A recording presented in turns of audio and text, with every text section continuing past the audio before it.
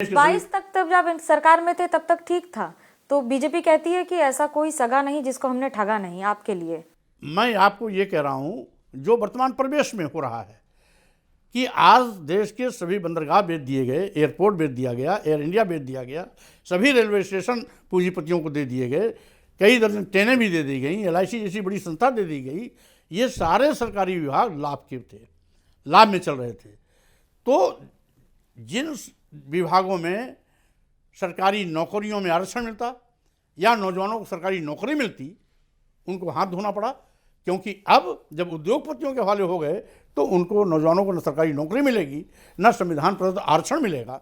यही नहीं, यानी ये विभाग नहीं बेच रहे हैं, ये देश बेच रहे हैं, लोकतंत्र की हत्या कर रहे हैं। क्योंकि ED CBI इनकम टैक्स का दुरुपयोग जिस बेतहाशा बड़े पैमाने पर विरोधी पार्टी के नेताओं की जुबान को ताला लगाने के लिए किया जा रहा है, वो छिपा नहीं है। आज कोई ऐसा नहीं बचा विपक्षी पार्टी का कोई भी नेता जिसके खिलाफ ED CBI इनकम टैक्स का दुरुपयोग न हुआ हो। तो कुल मिलाकर के लोकतंत्र को भी कुचला जा रहा है, सरकार हिटलरशाही के रास्ते पर जा रही है। कई बात ये उठती है कि आप जानबूझकर ऐसे बयान देते हैं जिससे बीजेपी को फायदा हो। समाजवादी पार्टी में आप बी टीम है क्या बीजेपी की? अब जो बीजेपी को प्रत्यक्ष और अप्रत्यक्ष रूप से सपोर्ट करते हैं, वो हमारे विषय में इस प्रकार का दुष्प्रचार करते हैं। यूनिफॉर्म सिविल कोड आ रहा है और भी कई कानून आ रहे हैं नए, इनको कैसे देखते हैं आप? जेंडर के आधार पर है कि धर्म के आधार? भारतीय जनता पार्टी की आदत है कि वो समाज को कैसे दो फाट में बांटा जाए, हिंदू मुसलमान को अलग अलग कैसे किया जाए। इसलिए कभी धर्म का सहारा लेगी, कभी किसी भगवान के नाम पर लोगों की भावनाओं को भड़काएगी, कभी हिंदुत्व कार्ड खेलेगी, कभी हिंदू राष्ट्र की मांग करेगी। मोदी सरकार इसलिए तो बड़े-बड़े कि दावे मुख्य मुद्दों पर सही माने में चर्चा न हो, इसलिए विषयांतर करने के लिए ऐसे मुद्दे लाती है जो लोगों की भावनाओं को भड़काने का काम करती है, और भावनाओं को भड़का करके बीजेपी अपने वोट की राजनीति करती है। जब वोट की राजनीति की बात आती है तो अभी अगर 80 सीटें हैं यूपी की, तो 63 और 17 समाजवादी पार्टी और कांग्रेस में बढ़ चुकी हैं। आप किसके साथ हैं?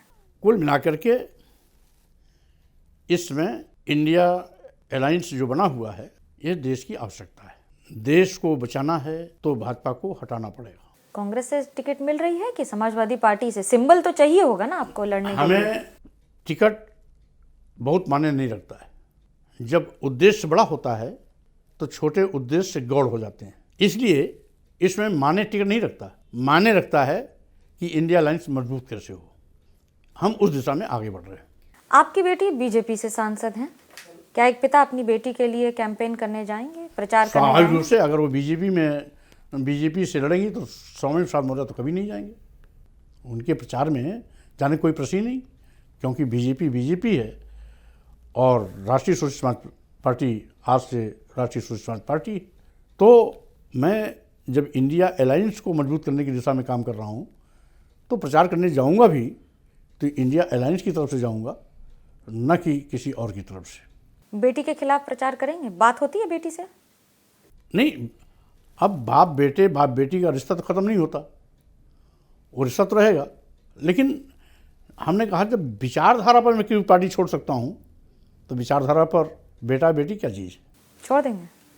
स्वाभाविक रूप से अगर ऐसी नौबत आएगी तो भी किया जाए। उनसे कहा नहीं आपने कि पार्टी बदल? हमारे सामने इसमें देश के करोड़ों दलित, आदिवासी, संघमित्रा से कहा आपने पार्टी महिलाएं, मजदूर, किसान हैं।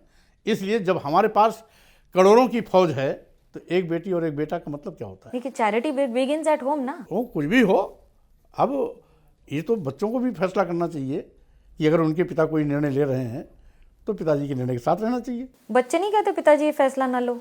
वो कभी नहीं कह सकते। डराते हैं आप उनको? नहीं, डराते भी नहीं, क्योंकि हम लोकतंत्र में विश्वास करते हैं। इसलिए हम डरा कर राजनीति करने में विश्वास नहीं करते। ये काम मुबारक हो बीजेपी को, जो ED CBI इनकम टैक्स का डर दिखा करके वो राजनीति करती है। हम उसमें विश्वास नहीं करते। मोदी जी से क्या दिक्कत है? उनके काम को कैसे आंकते हैं 10 साल में?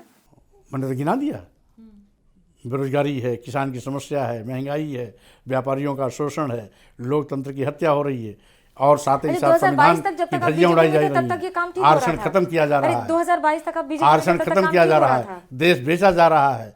तो स्वाभाविक रूप से ये जो हुआ है, ये जो हो रहा है, ये देश के हित में नहीं है। जहाँ भी इंडिया अलायंस मेरी आवश्यकता होगी, मैं भरपूर समय देने की कोशिश करूँगा। तो समाजवादी पार्टी को तो छोड़ दिया आपने, फिर कांग्रेस में जा रहे हैं ये? नहीं, अगर इंडिया अलायंस में वो हैं तो उनका भी स्वागत है। हमारी देखिए, राजनीति में व्यक्तिगत कोई लड़ाई नहीं होती। हमने पहले भी कहा, व्यक्तिगत अखिलेश जी का मैं आज भी सम्मान करता हूँ, पहले भी करता था, आगे भी करता रहूँगा, और हमारे उनके बीच में कभी कोई बात ही नहीं हुई। देखिए, राजनीति यही दिलचस्प होती है कि कब कहाँ कैसे बदल जाए ये समझना बड़ा मुश्किल होता है। फिलहाल इस शो में इतना ही। मुझे मनोज्ञा लोईवाल को दीजिए इजाजत। खबरों का सिलसिला एबीपी न्यूज पर जारी है।